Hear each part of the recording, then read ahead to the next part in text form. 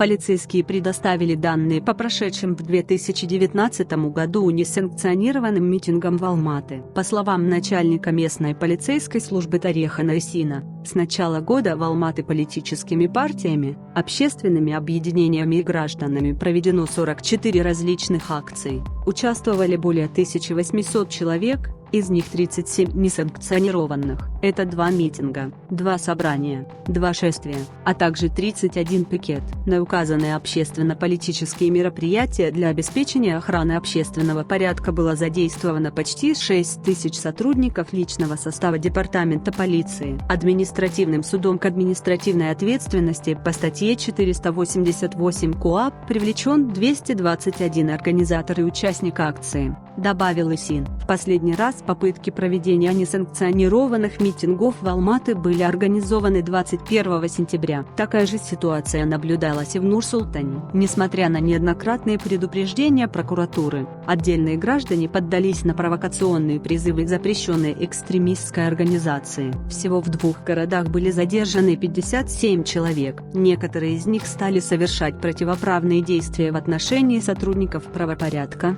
создавая угрозу спокойствию и безопасности других граждан и безопасности дорожного движения.